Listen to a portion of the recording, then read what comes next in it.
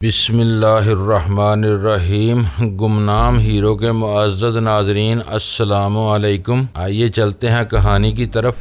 درمیش میری ٹانگوں کو پوری قوت سے گرفت میں لیے ہوئے تھا۔ وہ بار بار جھک کر میرے سر کو زمین سے ٹکرانے کی کوشش کر رہا تھا، لیکن اب اس کی کوئی کوشش کامیاب نہیں ہو رہی تھی۔ میں اپنے آپ کو آہستہ آہستہ اوپر اٹھا رہا تھا۔ میری ٹانگوں پر اس کی مضبوط گرفت اب میرا سہارا بن گئی تھی۔ یہاں مارشل آرٹ کے حوالے سے وہ بات بالکل سچ ثابت ہو رہی تھی کہ حریف کو اس کی قوت سے شکست دی جائے۔ میں درمیش کی قوت کو اس کے خلاف استعمال کر رہا تھا۔ میں چاقو کی طرح بالکل دوہرا ہو گیا۔ میرا سر اب اس کے سینے کے برابر پہنچ گیا۔ میں نے دونوں بازو سیدھے کر لیے۔ میں دونوں ہاتھ درمیش کی گردن کے پیچھے لے جانے کی کوشش کر رہا تھا اور وہ سمجھ گیا کہ میں کیا کرنا چاہتا تھا۔ وہ زور زور سے سر کو جھٹکے دینے لگا، لیکن اس کی گردن میری گرفت میں آ گئی۔ منا تیج سنگھ چیخا، اس کی ٹانگیں چھوڑ دے، لیکن منا کو اب بہت دیر ہو چکی تھی۔ میں نے اس کی گردن پر دونوں ہاتھوں سے گرفت جماتے ہی اپنے آپ کو نیچے کی طرف زوردار جھٹکا دیا۔ اس طرح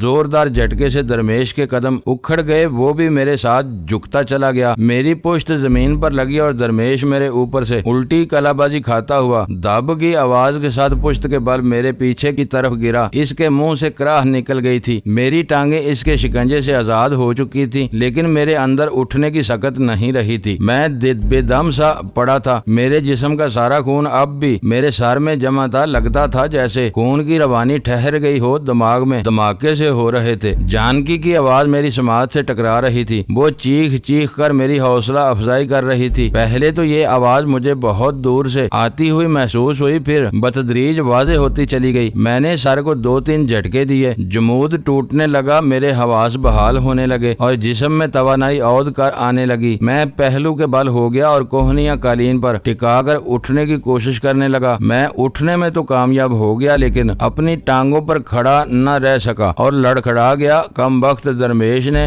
میری ٹانگیں 2 منٹ تک اپنے بازوؤں کے شکنجے میں کس کر رکھی ہوئی تھی، جس سے خون کی روانی متاثر ہوئی تھی۔ میں نے باری باری دونوں ٹانگوں کو ہلکے ہلکے جمپ دیے۔ اس دوران میں نے ایک نظر روپمتی کی طرف بھی دیکھا تھا۔ اس کے چہرے پر سرخی تھی اور آنکھوں میں تحیر کا سمندر لہریں لے رہا تھا۔ اس کے قریب کھڑا تیج اب بھی چیخ چیخ کر اپنا منا کو حوصلہ دے رہا تھا۔ دروازے کے قریب وہ دونوں اب اکیلے نہیں تھے۔ ان کے پیچھے دروازے میں اور باہر راہداری میں مجھے بہت سے چہرے نظر آئے۔ سب لوگ حیرت زدہ سی نگاہوں سے سب کچھ دیکھ رہے تھے۔ جان کی سامنے والی دیوار کے قریب کھڑی اب بھی چیخ چیخ کر میری حوصلہ افزائی کر رہی تھی۔ اس کی آواز نے ہی مجھ سے کام کیا تھا اور میں اپنے پیروں پر کھڑا ہونے میں کامیاب ہو سکا تھا۔ درمیش اب بھی بے سود سا پڑا تھا۔ تیج سنگھ اس پر قریب جھکا مسلسل چیخ رہا تھا۔ بالآخر درمیش کے جسم میں حرکت پیدا ہوئی اور وہ کوہنیوں کا سہارا لے کر اٹھ گیا۔ اس سے بھی ٹھیک طرح سے کھڑا نہیں ہوا جا رہا تھا۔ وہ بھی ہاتھی کی طرح جھوم رہا تھا۔ میں اب پوری طرح اپنے حواس میں آ چکا تھا اور درمیش کو پوری طرح سنبھلنے کا موقع دیے بغیر میں نے اس پر حملہ کر دیا۔ میری سائیڈ کک اس کے دائیں بازو کی کوہنی پر لگی، وہ کرا اٹھا اور بازو جھٹکنے لگا۔ میں نے ایک اور کک لگانے کی کوشش کی، لیکن اس مرتبہ وہ اپنے آپ کو نہ صرف بچا گیا بلکہ سنبھل کر جوابی کارروائی کے لیے بھی پر تولنے لگا۔ اس مرتبہ درمیش کا انداز بالکل مختلف تھا۔ وہ تجربہ کار اور منجا ہوا پہلوان نظر آ رہا تھا۔ اس کا انداز بہت محتاط تھا۔ اس مرتبہ میں بھی محتاط تھا۔ پہلے ذرا سی بے پرواہی کا نتیجہ بھگت چکا تھا۔ درمیش میں طاقت گویا کوٹ کوٹ کر بھری ہوئی تھی، مگر بات وہی تھی، اسے طاقت کے استعمال کا سلیقہ نہیں تھا۔ اگر وہ اس ہنر سے واقف ہوتا، اب تک میری زندگی کا خاتمہ ہو چکا ہوتا، اور میں اس حقیقت سے بھی واقف تھا کہ اگر اس مرتبہ میں اس کے ہاتھ لگ گیا تو زندہ نہیں بچ سکوں گا۔ اس لیے اب میں اسے ایسا کوئی موقع نہیں دینا چاہتا تھا۔ درمیش نے لپک کر مجھے گرفت میں لینے کی کوشش کی۔ میں اپنے آپ کو بچا گیا، مگر اس نے بڑی پھرتی سے پلٹ کر دوبارہ حملہ کر دیا۔ اس کے پیر کی ٹھوکر میرے بائیں پہلو پر پڑی۔ میں لڑکھڑا گیا، لیکن فوراً ہی سنبھل گیا۔ درمیش جول دے کر دوبارہ میری طرف لپکا۔ اس کا خیال تھا کہ میں اب تک لڑکھڑا گیا تھا، اس لیے اس کے داؤ میں آ جاؤں گا، لیکن میں نے اس کی یہ خوش فہمی فوراً ہی رفع کر دی۔ میں اپنی جگہ پر کھڑے کھڑے کسی طاقتور اسپرنگ کی طرح اچھلا۔ مجھے اس طرح اچھلتے دیکھ کر اس نے اپنے آپ کو بچانے کی کوشش کی، مگر میری فلائنگ کک اس کے سینے پر پڑی اور وہ بلبلاتا ہوا لڑکھڑا گیا تھا۔ یہ اس کی ہمت تھی کہ میری فلائنگ کک برداشت کر گیا تھا اور گرا نہیں تھا۔ وہ فوراً ہی سنبھل کر میری طرف لپکا۔ میں نے اس مرتبہ اپنی فائٹنگ ٹیکنیک میں تھوڑی سی تبدیلی پیدا کر لی اور درمیش کی طرف سے رخ موڑ کر مخالف سمت والی دیوار کی طرف لپکا۔ میں نے اچھل کر فلائنگ کک اس انداز میں دونوں پیر دیوار پر ٹکائے اور پوری قوت سے دیوار کو دھکیلتا ہوا پیچھے کی طرف پلٹا اور ہوا میں اڑتا ہوا رمیش کی طرف لپکا۔ ظاہر ہے درمیش میری اس ٹیکنیک کو نہیں سمجھ سکا تھا۔ جب میں دیوار کی طرف لپکا تھا تو وہ یہی سمجھا تھا کہ میں اس سے بچنے کے لیے راہ فرار اختیار کر رہا ہوں، لیکن جب میں اپنے پیروں سے دیوار کو دھکیل کر ہوا میں واپس پلٹا تو اس لمحے کو میں نے اس کے چہرے کی طرف دیکھا تھا۔ اس کی آنکھوں میں شدید ترین حیرت ابھر آئی تھی، لیکن میں نے اسے زیادہ دیر تک حیران ہونے کا موقع نہیں دیا۔ دوسرے لمحے میری فلائنگ کک نے اسے بلبلانے پر مجبور کر دیا۔ میں نے بائیں ٹانگ اندر کی طرف سمیٹ رکھی تھی اور کک میں ٹانگ سے لگائی تھی۔ میرے پیر کا تلوے والا حصہ اس کی پیشانی پر لگا۔ میرے پیروں میں جوگرز تھے۔ ضرب زوردار، اس کی پیشانی کی کھال پھٹ گئی اور فوراً ہی خون رسنے لگا۔ درمیش اونٹ کی طرح بلبلاتا ہوا لڑکھڑا کر پشت کے بل گرا۔ میں نے جس انداز سے دیوار کا سہارا لے کر فلائنگ کک لگائی تھی، اس پر دروازے میں کھڑے ہوئے سب ہی بے اختیار واہ واہ پکار اٹھے تھے۔ میں نے دروازے کی طرف دیکھا، وہاں اب لوگوں کی تعداد بڑھ گئی تھی۔ پیچھے والے لوگ آگے والوں کو دھکیل کر اندر آنے کی کوشش کر رہے تھے۔ روپمتی کی آنکھوں میں عجیب سی چمک ابھر آئی تھی۔ اس کے قریب کھڑا ہوا تیج سنگھ ایک بار پھر چیخ چیخ کر درمیش کی حوصلہ افزائی کر رہا تھا۔ درمیش اس مرتبہ حیرت انگیز طور پر بڑی پھرتی کا مظاہرہ کرتے ہوئے اٹھ کر کھڑا ہو گیا تھا اور اس سے بھی زیادہ پھرتی کا مظاہرہ کرتے ہوئے اس نے اچھل کر فلائنگ کک لگا دی۔ میں نے اپنے آپ کو بچانے کی کوشش کی، مگر اس کا پیر میرے بائیں کندھے پر لگا۔ مجھے یوں لگا جیسے کئی من وزنی ہتھوڑے سے ضرب لگائی گئی ہو۔ میں ذرا سا جھکا تو درمیش نے اس موقع سے فائدہ اٹھاتے ہوئے ایک اور کک لگا دی۔ اس مرتبہ ٹھوکر میرے سینے پر لگی۔ مجھے سینے میں سانس روکتا ہوا محسوس ہونے لگا۔ درمیش نے تیسری ٹھوکر مارنے کی کوشش کی تو میں نے اس کی یہ کک کلائی پر روک لی اور فوراً ہی سنبھل کر جوابی حملہ کر دیا۔ میری پہلی سائیڈ کک اس کے کولے پر لگی، وہ لڑکھڑایا۔ اس کے سنبھلنے سے پہلے میں نے دوسری کک رسید کر دی اور پھر میں نے اسے سنبھلنے کا موقع نہیں دیا۔ وہ اپنے آپ کو بچانے کی کوشش کرتا رہا، مگر میری ہر کک اس کے بدن کے کسی نہ کسی حصے کو گرما دیتی۔ سائیڈ، فرنٹ اور سپن کک میں ہر طرح سے اس کی تواضع کر رہا تھا اور پھر ایک زوردار بیک کک نے اسے زمین چاٹنے پر مجبور کر دیا۔ دروازے کے سامنے اور اندر لوگوں کی تعداد بڑھ گئی تھی۔ یہ وہ دولت مند لوگ تھے جو ہندوستان کے دور دراز شہروں سے غلاموں اور کنیزوں کی خریداری کے لیے کسی بھی آبادی سے میلوں دور ویرانے میں لگنے والے انسانوں کی اس میلے میں آئے ہوئے تھے۔ ان لوگوں میں وہ شخص بھی شامل تھا جس نے میری بولی لگانے میں روپمتی کا مقابلہ کیا تھا اور پھر شکست تسلیم کر کے روپمتی کے حق میں بولی سے دستبردار ہو گیا تھا۔ میں ایک بار پھر درمیش کی طرف متوجہ ہو گیا۔ وہ اٹھنے کی کوشش کر رہا تھا۔ میں نے اس کی پسلیوں میں ٹھوکر رسید کر دی۔ میری دوسری ٹھوکر اس طرح ناکام ہو گئی کہ اس نے بڑی پھرتی سے میرا پیر پکڑ لیا۔ میں ایک ٹانگ پر ناچ کر رہ گیا اور پھر دڑام سے درمیش کے قریب گر گیا۔ درمیش نے اس موقع سے پورا فائدہ اٹھایا اور میرے اوپر لد گیا۔ اس سے پہلے کہ میں اپنے آپ کو بچانے کی کوشش کرتا، اس نے میری گردن دبوچ لی۔ اس کا ایک گھٹنا میرے سینے پر اور دوسرا دونوں انگوٹھے میرے نرخرے پر تھے۔ میرے سینے اور نرخرے پر دباؤ بڑھ رہا تھا۔ درمیش پر جنون طاری ہو چکا تھا اور مجھے لگتا تھا کہ اب وہ مجھے زندہ نہیں چھوڑے گا۔ نرخرے اور سینے پر دباؤ بڑھ رہا تھا اور مجھے اپنا سانس روکتا ہوا محسوس ہونے لگا۔ وہ طاقت کا پہاڑ تھا جو میرے اوپر لدا ہوا تھا۔ میرے لیے صرف ایک چانس تھا۔ میں اس کی گردن کو گرفت میں لینے کی کوشش کرنے لگا۔ وہ سر کو جھٹکے دے کر اپنے آپ کو بچانے کی کوشش کر رہا تھا، لیکن بالآخر اس کے بال میری گرفت میں آ گئے۔ میں نے اس کے بال مٹھی میں جکڑ لیے اور دوسری ہاتھ کی ہتھیلی سے اس کی زخمی پیشانی پر ضرب لگائی۔ وہ کرا اٹھا اور سر کو جھٹکا دے کر بال چھڑانے کی کوشش کرنے لگا، مگر کامیاب نہ ہو سکا۔ میں نے اس کی زخمی پیشانی پر ایک اور ضرب لگائی اور پھر دونوں ہاتھوں سے ان کی گردن کو گرفت میں لے لیا۔ میری اپنی حالت اگرچہ غیر تھی، नरखरे पर इसके अंगूठों का दबाव कुछ और बढ़ गया था। सांस रुकने लगा था, मगर मैं सिर्फ एक बात जानता था कि मेरी मामूली सी कमजोरी मेरी मौत का बायस बन जाएगी। मैंने अपनी तमाम तर कुव्वत अपनी बाहों में मुजतमा कर ली और दोनों हाथों के अंगूठे इसकी अंतली की हड्डियों से जरा ऊपर गर्दन पर जमा दिए। गर्दन के दोनों तरफ के ये प्रेशर पॉइंट अब मेरे अंगूठों के नीचे थे। ये खतरनाक तरीन प्रेशर पॉइंट थे। अंगूठों का गैर मामूली दबाव हरीफ की मौत का बायस बन सकता था, मगर मैं दरमेश को मारना नहीं चाहता था। पहले मैंने अंगूठों का बहुत मामूली सा दबाव डाला, जिसे वो बर्दाश्त कर गया। फिर मैं आहिस्ता आहिस्ता दबाव बढ़ाने लगा। दरमेश के चेहरे पर अब जुनून की बजाय तकलीफ और अजियत के आसार नमूदार होने लगे। मेरी गर्दन पर इसकी गिरफ्त बतदरीज कमजोर पड़ने लगी और बिल आखिर इसके हाथ ढीले पड़ गए। इसके बदन में तनाव सा पैदा होने लगा। चेहरे पर बेपनाह करब उभर आया था। इसके हलक से चीख जैसी गुटी गुटी सी आवाज खारिज होने लगी और फिर इसका जिस्म ढीला पड़ने लगा। फिर इसी लम्हे फजा फायर की आवाज से गूंज उठी। गोली मेरे सर से चंद इंच के फासले पर कालीन में लगी थी। मैंने इसकी धमक महसूस की थी। मैंने दरमेश को अपने ऊपर से एक तरफ धकेल दिया। वो मट्टी की बोरी की तरह बद से नीचे गिरा। मैं एक झटके से उठकर खड़ा हो गया। एक अजीब मंजर मेरी निगाहों के सामने था। तेज सिंह की कलाई अपने दोनों हाथों में बड़ी मजबूती से थाम रखी थी। तेज सिंह के हाथ में पिस्तौल था, जिसका मुंह इस वक्त ऊपर की तरफ था। वो झटके देकर अपनी कलाई छुड़ाने की कोशिश कर रहा था, लेकिन जानकी की गिरफ्त खासी मजबूत थी। तेज सिंह के चेहरे पर करबो अजियत के आसार उभर आए। ख्याल में जानकी आम सी औरत थी, नाजुक अंदाम।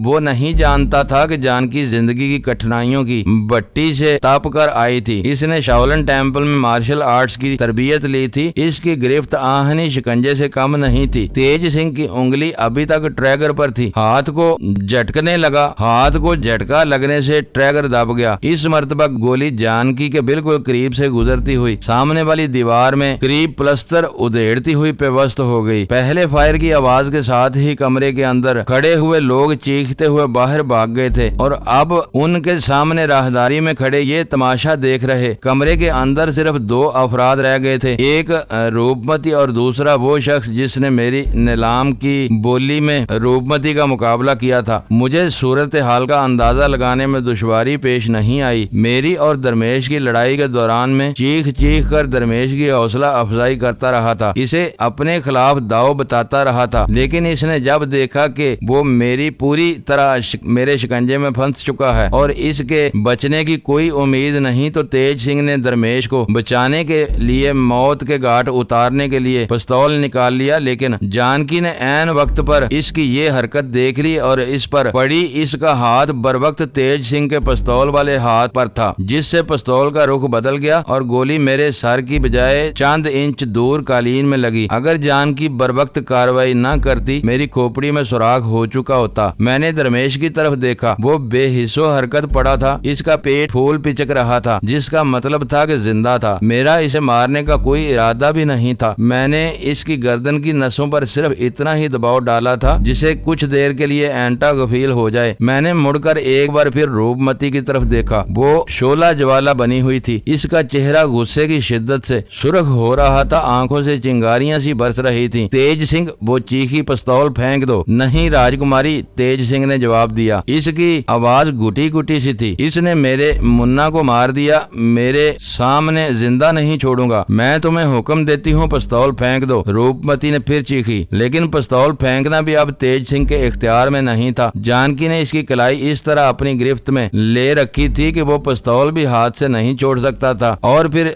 जानकी ने दोनों अंगूठों के नाखून इसकी कलाई की रग में पेवस्त कर दिए। तेज सिंह के चेहरे पर अजियत के तासरात बढ़ गए और इसके साथ ही पिस्तौल के दस्ते पर इसकी उंगलियों की गिरफ्त ढीली पड़ गई और पिस्तौल इसके हाथ से निकलकर नीचे गिर गया। रूपमती के करीब खड़े हुए शख्स ने झपट कर पिस्तौल उठाकर मुझे जद पर ले लिया। इसका ख्याल था कि मैं इनमें से किसी पर हमला करने की कोशिश करूंगा, मगर मेरा ऐसा कोई इरादा नहीं था। जानकी ने अभी तक तेज सिंह की कलाई गिरफ्त में ले रखी थी। तेज सिंह भी दरमेश की तरह कद आवर और तनुमंद आदमी था। इसमें शुबा नहीं कि जानकी ने मेरे साथ मार्शल आर्ट की तरबियत हासिल की थी और इसे लड़ाई का खासा तजर्बा हासिल था। मगर मुझे इस बात पर भी जरूर हैरत थी कि तेज जैसा मजबूत कद काठ का शख्स जानकी से अपनी कुलाई नहीं छुड़ा सका था। जानकी गालबन अब भी इसकी कुलाई छोड़ने को तैयार नहीं थी। इसने शायद ये तय कर लिया था کہ اپنے ناخنوں سے اس کی کلائی کی رگ کاٹ کر ہی رہے گی۔ روپمتی اب چیخ چیخ کر جانکی کو حکم دے رہی تھی کہ وہ تیج سنگھ کو چھوڑ دے، مگر جانکی پر اس کے چیخنے چلانے کا کوئی اثر نہیں ہو رہا تھا۔ میرے خیال میں بات اس وقت تک بہت بڑھ چکی تھی، صورتحال بہت سنگین تھی۔ ہم روپمتی کے زر خرید غلام تھے۔ اس صورتحال کے بعد وہ ہمارے ساتھ کوئی بھی بے رحمانہ سلوک کر سکتی تھی، لیکن میں اس صورتحال کو مزید سنگین نہیں بنانا چاہتا تھا۔ اور روپمتی نے اگرچہ وعدہ کیا تھا کہ اگر میں درمیش کو پچھاڑ دوں تو مجھے کچھ مرات مل جائیں گی، لیکن مجھے اس پر اعتماد نہیں تھا۔ روپمتی نے اگرچہ تیج سنگھ کو بھی شروع ہی میں مداخلت کرنے سے منع کیا تھا، لیکن اس نے درمیش کو میرے ہاتھوں پٹتے دیکھ کر مجھے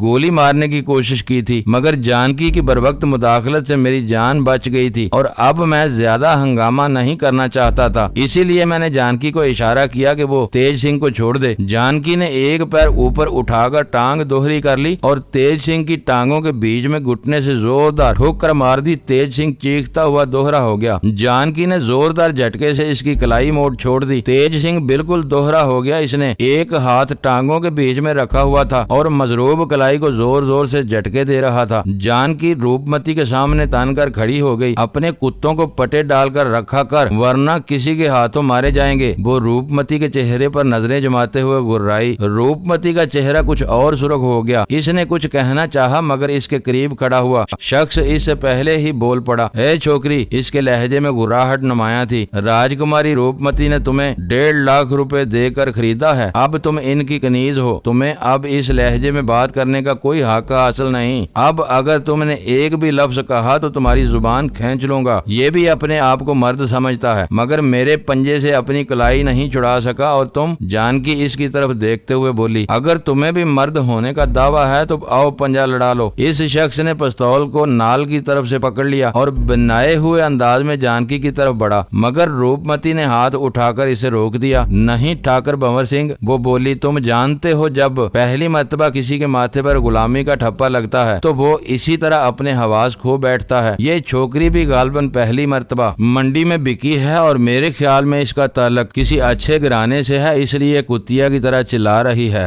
بہت بھونک لیا تم نے بھی، اپنی زبان کو لگام دو، جانکی چیخی۔ روپمتی نے اس مرتبہ کسی شدید رد عمل کا اظہار نہیں کیا، اس کے برعکس وہ مسکرا کر رہ گئی۔ ٹھاکر بھنور سنگھ اور اس سے پہلے تیج سنگھ نے اسے راجکماری کہہ کر مخاطب کیا تھا، جس کا مطلب تھا کہ اس کا تعلق کسی بہت اونچے خاندان سے تھا، اور اس بات کی عکاسی تو اس کی حیثیت بھی کر رہی تھی۔ وہ کوئی معمولی عورت ہرگز نہیں تھی۔ کچھ دیر پہلے ہی ٹھاکر بھنور سنگھ نے انکشاف کیا تھا کہ روپمتی نے جانکی کو 1.5 لاکھ روپے میں خریدا تھا، اور میری اپنی قیمت کا تو مجھے علم تھا۔ جو عورت کھڑے کھڑے 4.5 لاکھ روپے میں 2 انسانوں کو خرید سکتی تھی، وہ کوئی معمولی عورت تو ہرگز نہیں ہو سکتی تھی۔ وہ اگر چاہتی تو اس کے ایک اشارے پر وہاں کھڑے ہوئے آدمی جانکی کا برتا بنا سکتے تھے۔ زر خرید غلام یا کنیز کی حیثیت ہی کیا ہوتی ہے، مگر روپمتی نے ایسا کوئی رد عمل ظاہر نہیں کیا۔ اس کے برعکس اس کے ہونٹوں پر بڑی دل فریب مسکراہٹ آ گئی تھی۔ وہ ٹھاکر کی طرف مڑی تو اس کے ہونٹوں کی مسکراہٹ کچھ اور گہری ہو گئی۔ ٹھاکر بھنور سنگھ جی، اس کے لہجے میں چاندی کی گھنٹیوں جیسی کھنک عود کر آئی تھی، آپ اس غلام کو خریدنا چاہتے تھے، لیکن نیلام کی بازی ہم نے جیت لی۔ اس نے میری طرف اشارہ کیا۔ پھر اس چھوکری کی پہلی بولی بھی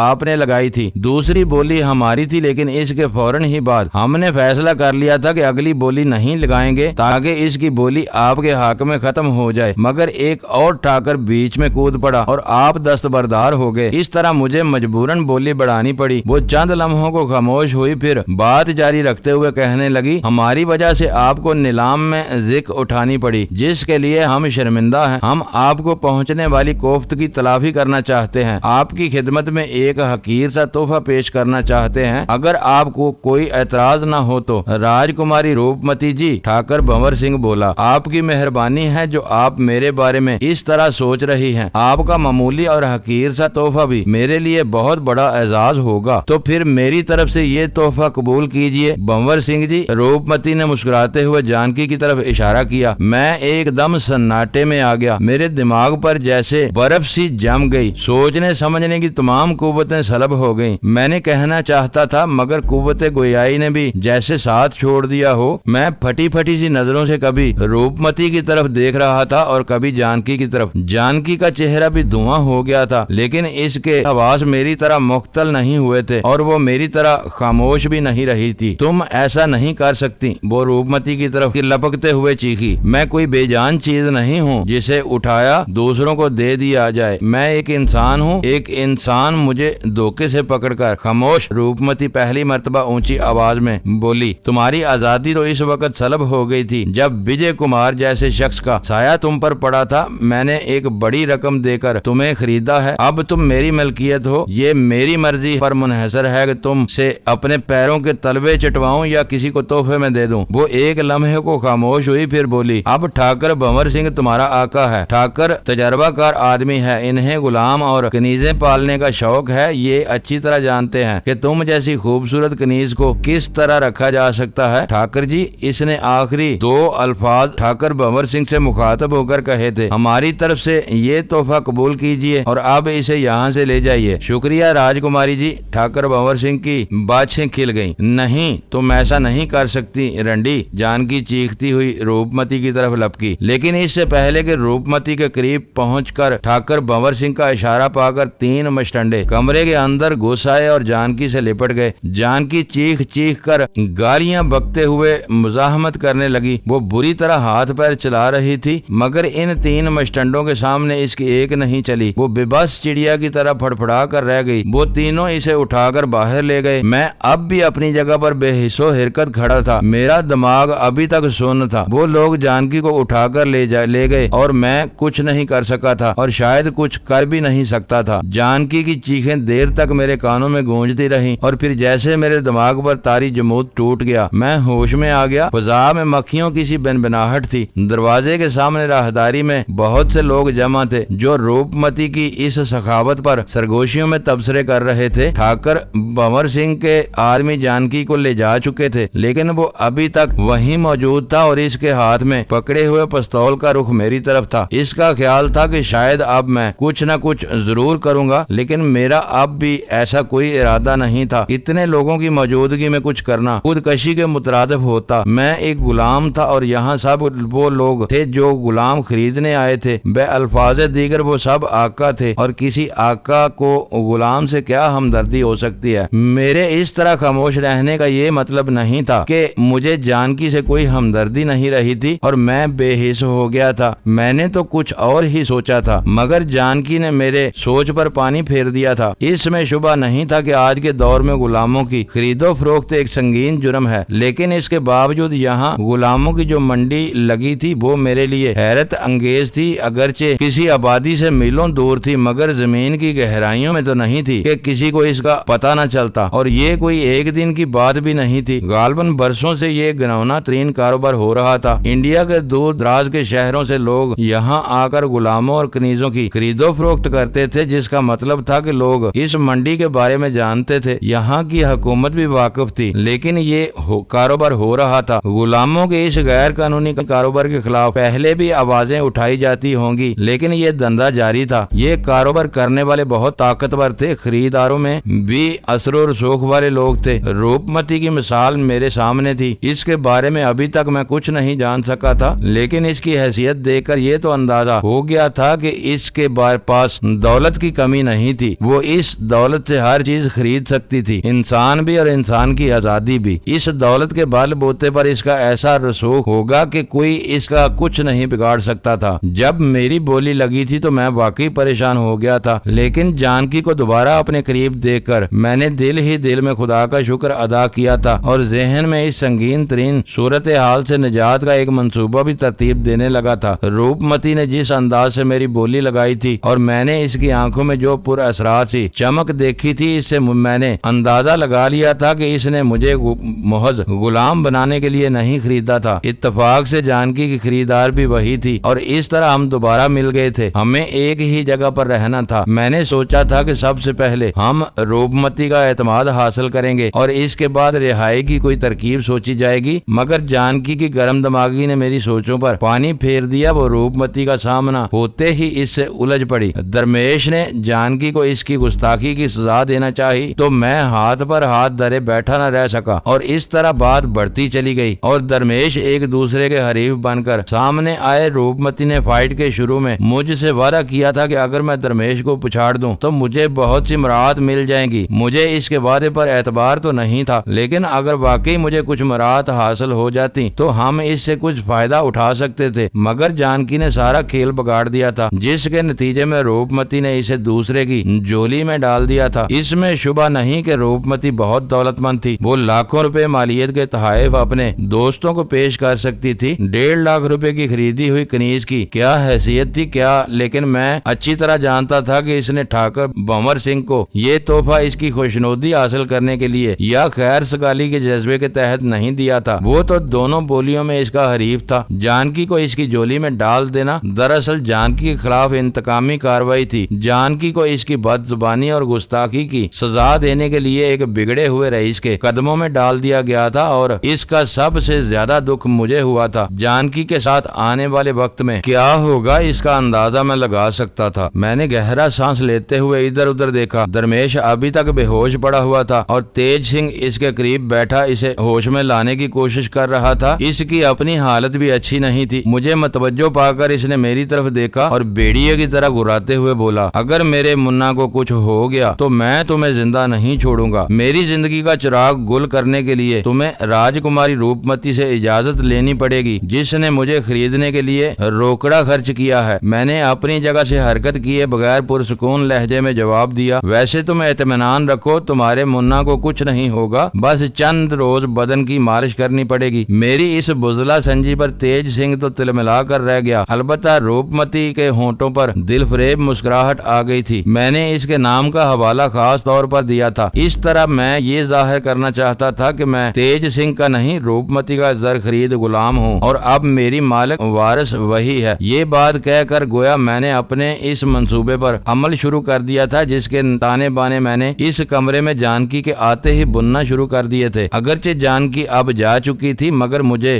روپ متی کا اعتماد حاصل کرنا تھا ایک وفادار غلام بن کر۔ تیج سنگھ روپ متی نے اس کی طرف دیکھتے ہوئے کہا، درمیش کو اٹھا کر اپنے کمرے میں لے جاؤ اور جب یہ ہوش میں آ جائے تو روانگی کی تیاری کرو۔ ہم صبح سورج نکلنے سے پہلے ہی یہاں سے روانہ ہو جائیں گے۔ میں اپنے کمرے میں جا رہی ہوں، یہ غلام میرے ساتھ جائے گا۔ روپ متی کے اس فیصلے پر تیج سنگھ چونکے بغیر نہیں رہ سکا تھا۔ اس نے کچھ کہنا چاہا مگر روپ متی نے ہاتھ اٹھا کر زبان کھولنے کا موقع نہیں دیا۔ راجکماری جی قریب کھڑے ہوئے بھنور سنگھ نے کہا، آپ دیکھ چکی ہیں یہ کتنا خطرناک آدمی ہے، اس کے باوجود آپ اسے اپنے کمرے میں لے جانا چاہتی ہیں بغیر محافظوں کے۔ میرے محافظوں کا حال تو آپ بھی دیکھ چکے ہیں ٹھاکر جی، روپ متی نے اس کی بات کاٹتے ہوئے کہا، یہ اصیل ہے اور میں اس سے کوئی خطرہ محسوس نہیں کرتی۔ آپ اطمینان رکھیے، یہ مجھے کوئی نقصان نہیں پہنچائے گا۔ تم میرے ساتھ آؤ۔ اس نے مجھے اشارہ کیا۔ تمہاری طاقت اور مہارت کا مظاہرہ میں دیکھ چکی ہوں، اس میں شبہ نہیں کہ تم پلک جھپکنے کی دیر میں بڑے بڑے سورماؤں کی گردن مروڑ سکتے ہو، لیکن راجکماری روپ متی سے بغاوت کرنے کا خیال بھی ذہن میں مت لانا۔ ایسی صورت میں تمہیں ہندوستان تو کیا دنیا کے کسی گوشے میں بھی پناہ نہیں ملے گی۔ آؤ میرے ساتھ۔ راہداری میں کھڑے ہوئے لوگ بھی روپ متی کے اس فیصلے پر حیران اور پریشان تھے۔ ہم جیسے ہی کمرے سے باہر نکلے، لوگ راستہ دینے کے لیے ایک طرف ہٹتے چلے گئے۔ روپ متی بڑی شان اور تمکنت سے آگے چل رہی تھی، میں اس کے پیچھے ایک مطیع اور فرمانبردار غلام کی طرح سر جھکائے چل رہا تھا۔ ہم ایک اور راہداری میں مڑ گئے۔ یہ بہت وسیع و عریض عمارت تھی، یہاں راہداریوں کا جال سا بچھا ہوا تھا۔ ہر راہداری میں آمنے سامنے کئی کمرے تھے، ہر کمرہ ایک الگ حیثیت میں تھا۔ میرے اندازے کے مطابق ہندوستان کے دور دراز شہروں سے آئے ہوئے سینکڑوں لوگ تھے جو اس وقت اس قدیم محل نما عمارت میں مقیم تھے۔ یہ سب دولت مند امیر لوگ تھے جو غلام اور کنیزیں خریدنے آتے تھے، جبکہ غلاموں کو ان کے تاجروں کے لیے رہائش کا انتظام باہر والے حصے میں کیا گیا تھا، جہاں وسیع و عریض میدان کے اطراف میں دیوار کے ساتھ ساتھ لاتعداد کمرے بنے ہوئے تھے۔ میرے خیال میں اس وقت صبح کے 4 بجنے والے تھے، مگر ہر شخص جاگ رہا تھا۔ تمام راہداریاں روشن تھیں، لوگوں کی آمد و رفت جاری تھی۔ ہم جس طرف سے گزرتے لوگ مڑ کر ہماری طرف دیکھنے لگتے۔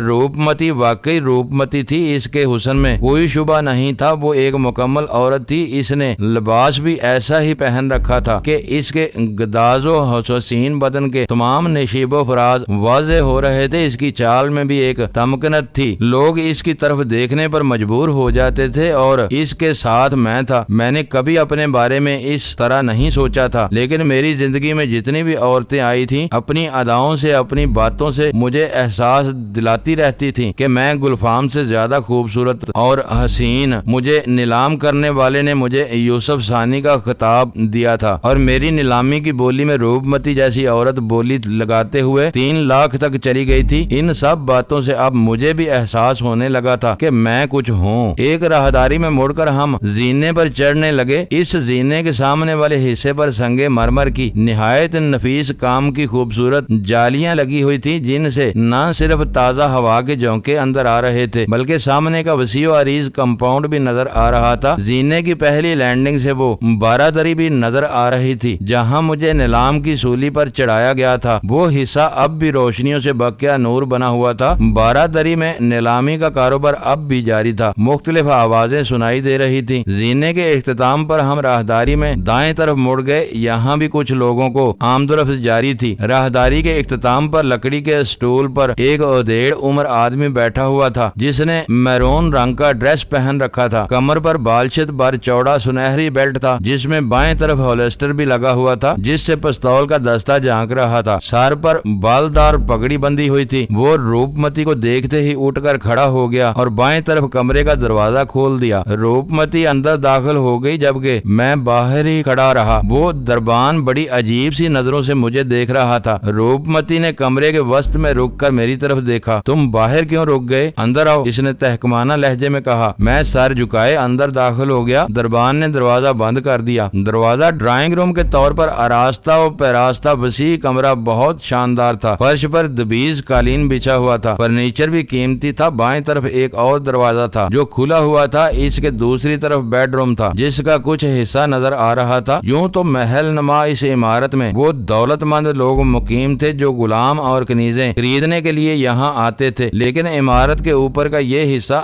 راج مہاراج قسم کے لوگوں کے لیے مخصوص تھا. یہاں کے اخراجات بھی زیادہ تھے. روپمتی بیڈ روم میں داخل ہو گئی. اس نے مجھے بھی ساتھ آنے کا اشارہ کیا. یہ کمرہ بہت شاندار طریقے پر آراستہ تھا. مسہری پر آرام دہ میٹرس تھا جس پر ہلکے نیلے رنگ کی ریشمی چادر بچھی ہوئی تھی. کمرے کے پچھلی طرف کشادہ کھڑکی تھی جس سے تازہ ہوا کے جھونکے اندر آ رہے تھے. کھڑکی عمارت کی عقبی سمت میں کھلتی تھی لیکن باہر چونکہ ابھی اندھیرا تھا اس لیے کچھ نظر نہیں آ رہا تھا. بہت تھک گئی ہوں. روپمتی یہ کہتے ہوئے مسہری پر ڈیر ہو گئی. وہ کچھ اس انداز میں بستر پر گری تھی کہ میرے دل کی دھڑکن تیز ہو گئی. میں سر جھکائے کھڑا اس کی طرف سے نظریں چرانے کی کوشش کرتا رہا مگر کم وقت یہ نظریں بار بار اس کی طرف اٹھ رہی تھی. صبح ہوتے ہی پھر ایک طویل سفر کرنا ہے. وہ میری طرف دیکھتے ہوئے بولی. میرے پیر دبا دو، بہت تھکن ہو رہی ہے. میں کانپ اٹھا. غلام کی حیثیت سے یہ میرے لیے پہلا حکم تھا. کسی اور کام کے لیے کہا جاتا تو میں عمل کرنے میں ایک لمحے کی بھی تاخیر نہ کرتا مگر اس کے پیر دبانے میں مجھے کچھ تعمل تھا. اس لیے نہیں کہ میں اس کے پیر دبانے کو اپنی توہین سمجھتا تھا بلکہ اس لیے کہ اس حکم کی تعمیل کرتے ہوئے مجھے اپنی عزت خطرے میں نظر آ رہی تھی. میرا وہ شبہ بالکل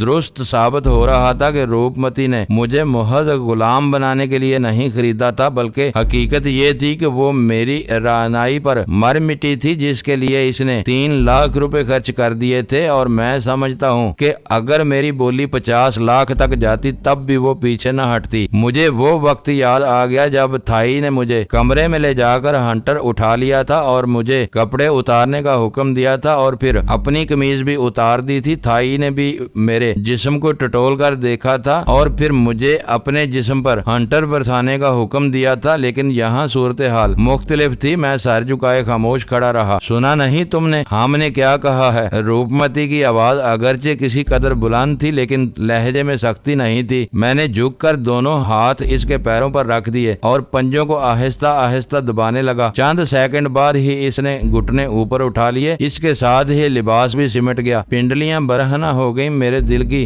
دھڑکن کچھ اور تیز ہو گئی. میں نے جیسے ہی اس کی پنڈلی پر ہاتھ رکھا میرا دل اچھل کر حلق میں آ گیا. کنپٹیاں سلگنے لگیں. روپمتی بھی کراہ اٹھی تھی. ممکن ہے میں جذبات کی اس دلدل میں پھنس جاتا مگر دروازے پر دستک کی ہلکی سی آواز سن کر میں جیسے ہوش میں آ گیا. روپمتی نے بھی آنکھیں کھول دی. میں سیدھا ہو کر کھڑا ہو گیا. روپمتی بڑبڑاتی ہوئی اٹھ گئی اور باہر والے کمرے کی طرف چلی گئی. میں وہیں کھڑا رہا. روپمتی نے باہر کا دروازہ کھول دیا. حالانکہ وہ دروازہ کھولنے کا حکم مجھے بھی دے سکتی تھی لیکن اس نے خود اٹھ کر दरवाजा खोला था। बाहर तेज सिंह था। इसने अंदर दाखिल होकर इधर उधर देखा और फिर मुझे बेडरूम में खड़े देखकर इसकी आंखों में नफरत सी भर गई। मुअज़्ज़ज़ नाज़रीन, लाइक करें, शेयर करें और कमेंट्स बॉक्स में पाक आर्मी जिंदाबाद, पाकिस्तान पाइंदाबाद का नारा ज़रूर दर्ज करके अपने मुल्क पर फ़ख्र करें और पाकिस्तान की बुनियादें मजबूत करने में अपना किरदार अदा करें। वीडियो देखने का शुक्रिया।